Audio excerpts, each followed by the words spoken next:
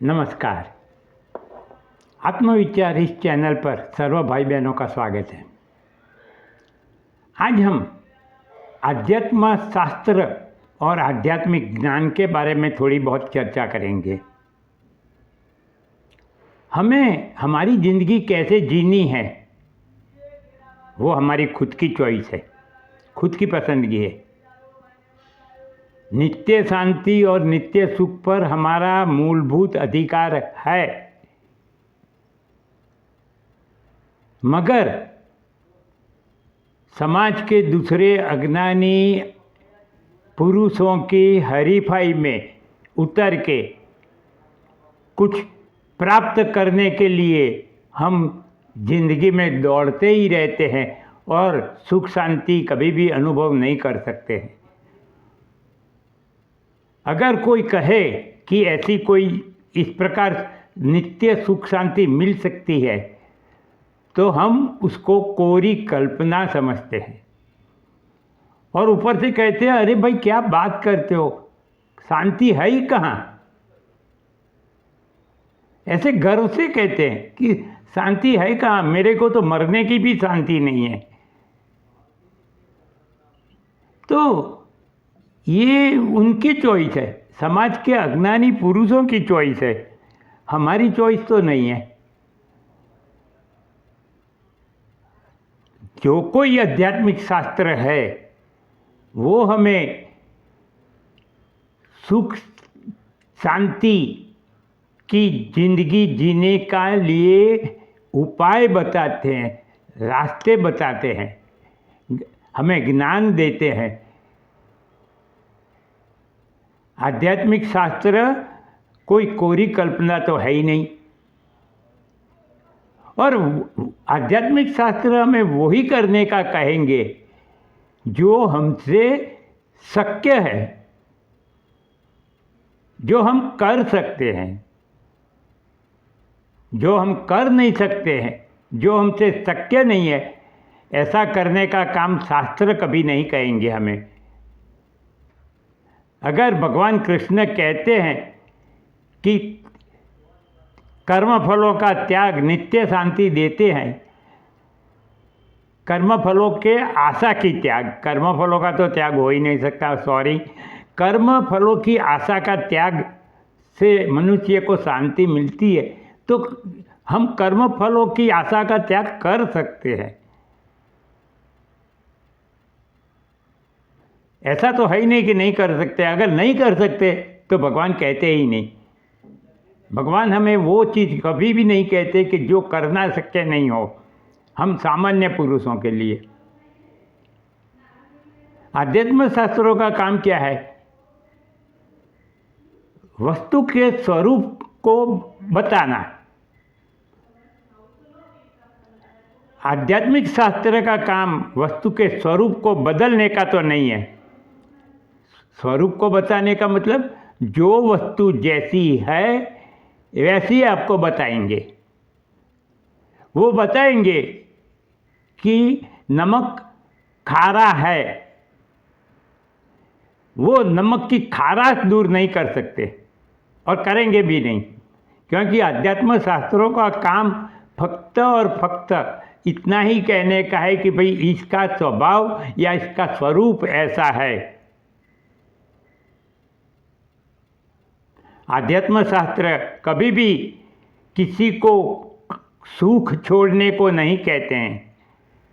अगर उसके पास बंगला है, गाड़ी है, तो भले ही रहे, वो उसका उपभोग करे, कोई चिंता की बात नहीं है। आध्यात्म शास्त्र नहीं कहते हैं कि उसको छोड़ दो।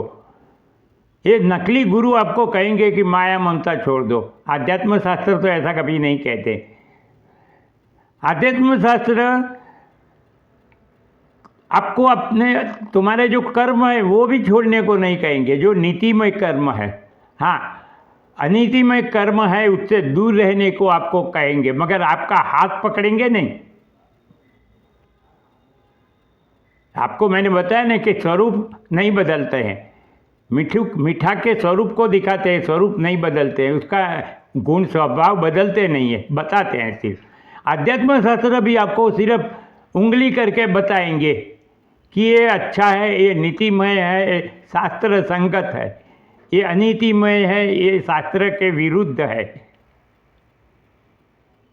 आपका हाथ नहीं पकड़ते हैं।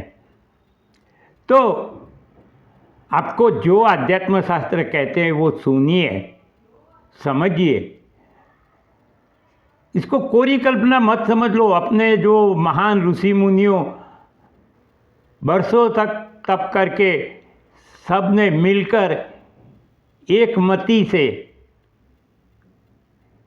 जो तारण निकाला है कि मनुष्य के हित में क्या है, उसको हम कोरी कल्पना नहीं समझना चाहिए। हमें उसका पालन करना चाहिए और सीखना चाहिए कि अध्यात्म शास्त्रों में क्या लिखा है।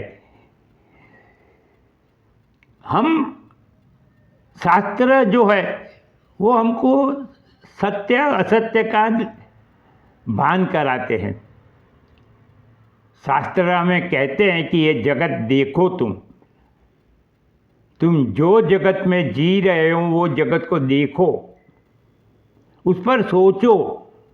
वो जगत नहीं बदलेंगे, जगत बदलते भी नहीं, मगर ये सिर्फ अपने को बताते हैं कि जगत की अस्थिरता, अनिश्चितता, क्षणभंगुरता को देखो। जो चीज़ अस्थिर है, अनिश्चित है, क्षणभंगुर है, उससे आप नित्य सुख शांति की आशा नहीं कर सकते हैं।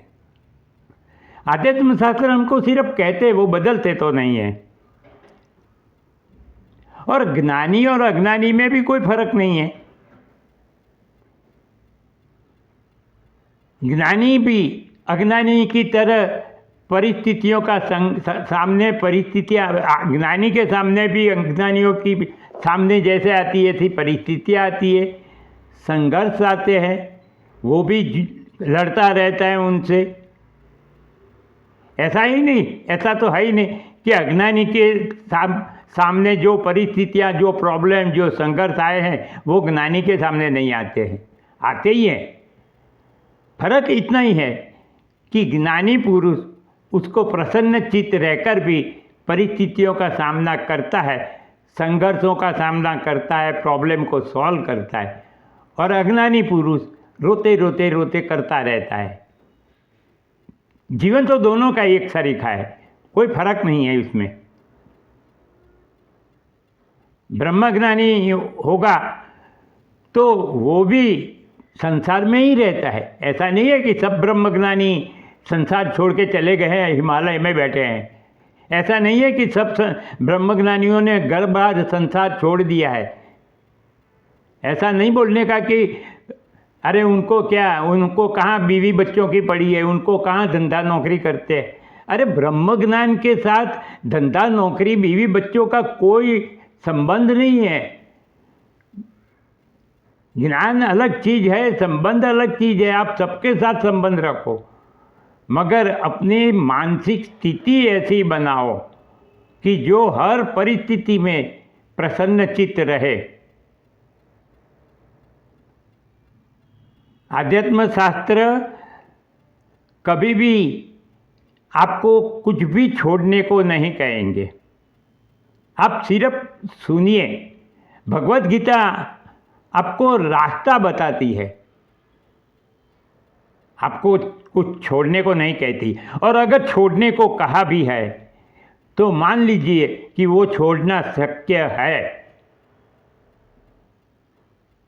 नहीं छोड़ना वो आपकी मर्जी, मगर वो कहेंगे ज़रूर।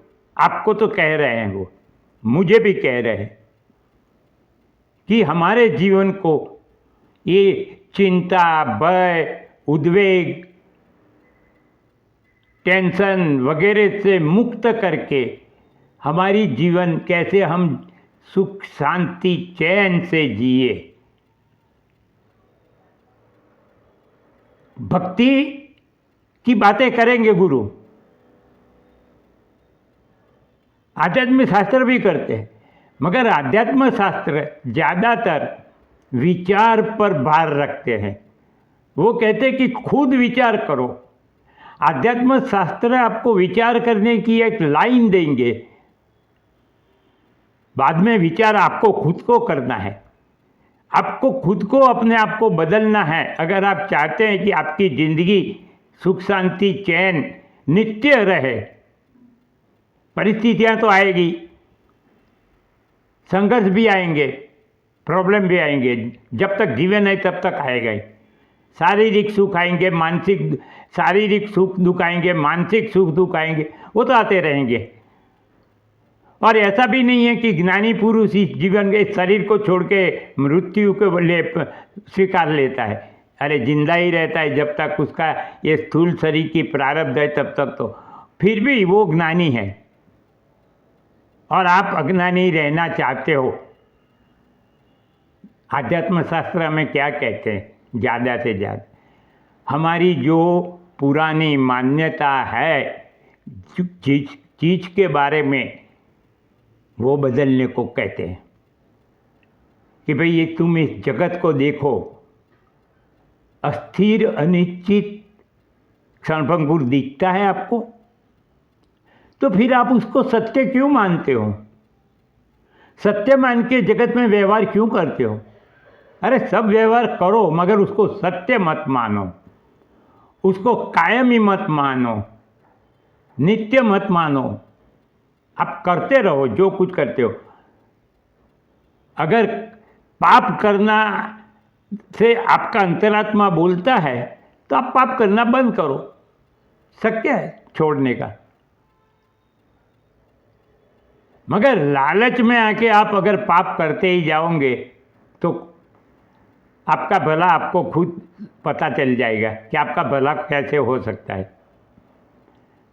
इसीलिए मैं कहता हूँ कि आध्यात्म शास्त्र और आध्यात्म शास्त्रों में जो दिया हुआ है ज्ञान, उसको पाने की जिज्ञासा और इच्छा सबको रखनी चाहिए। आपको भी होनी चाहिए, क्योंकि उसी से ही उसी में ही आपका कल्याण है। अर्जुन कितना भी बड़ा धुरंधर धनुर्धारी था, फिर भी एक परिस्थिति ऐसी आ गई कि उसको भगवान कृष्ण के शरण में आना पड़ा था। हो सकता है मुझे और आपको भी एक दिन ऐसी कोई परिस्थिति में किसी ज्ञानी विद्वान के पास जाना पड़े, और उस वक्त की इंतज़ार क्यों करना? आज ही चलते हैं, आज ही हम आध्यात्म शास्त्र के अभ्यास करना शुरू कर देंगे।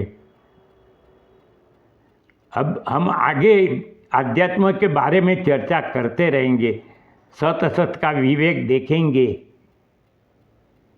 भगवत गीता पढ़ेंगे, अष्टावक्र गीता पढ़ेंगे, उपनिषद पढ़ेंगे, सब कुछ पढ़ेंगे। आप सिर्फ सुनते रहिए।